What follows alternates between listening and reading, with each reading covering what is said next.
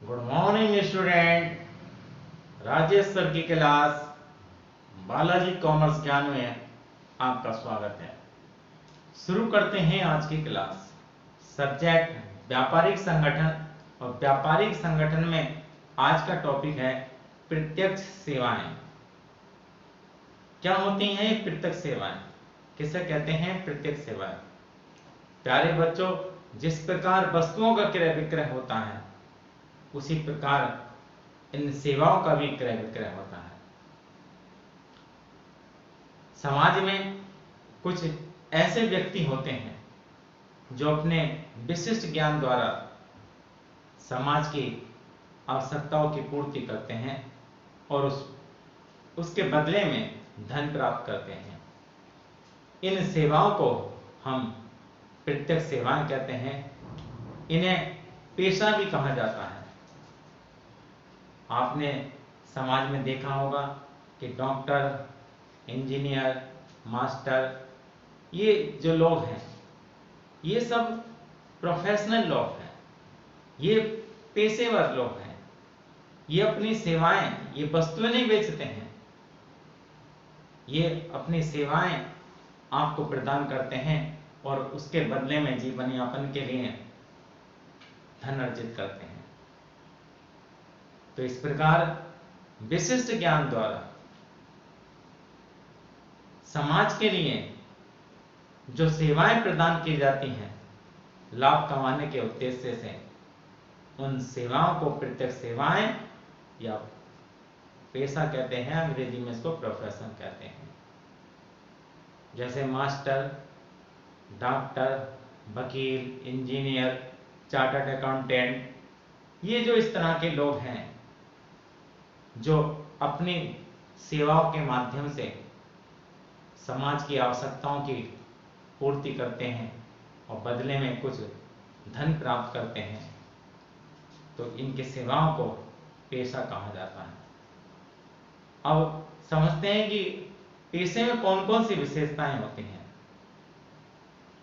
Number 1, विशिष्ट ज्ञान। क्योंकि पेशा विशिष्ट ज्ञान पर आधारित है। ये व्यापार नहीं है कि आपको ज्ञान होना हो लेकिन वस्तुओं का व्यापार शुरू कर दें, दुकान खोल लें।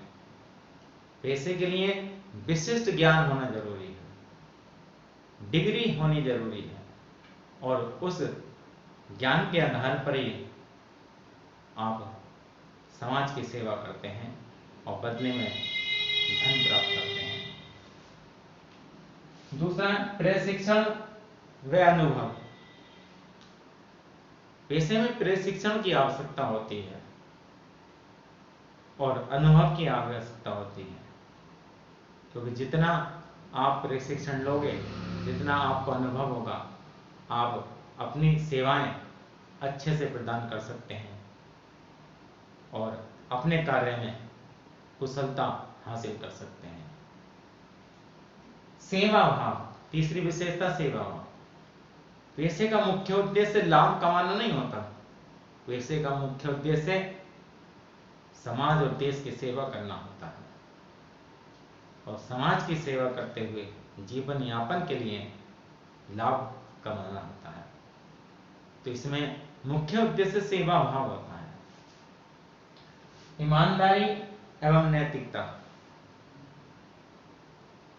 व्यापार में ईमानदारी, नैतिकता नाम मात्र के लिए होती है, लेकिन पेशे में ईमानदारी और नैतिकता की मुख्य विशेषता होती है।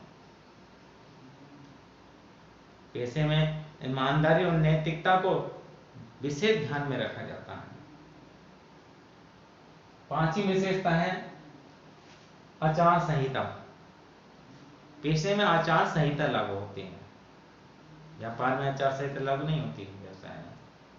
पेशे में आचार संहिता लागू होती है और आचार संहिता को पेशे में प्रयोग किया जाता है, उसका पालन किया जाता है, जिससे पेशे की गरिमा बनी रहती है। तो प्यारे बच्चों, इस प्रकार आज आपको समझ में आ गया होगा कि व्यवसाय और पेशे में क्या अंतर होता है और पेशा क्या होता है, इसकी क्या विशेषताएं होती हैं। चैनल को आप सब्सक्राइब करिए और बेल आइकन को दबा दीजिए ताकि हमारे हर वीडियो की जानकारी आपको मिलती रहे।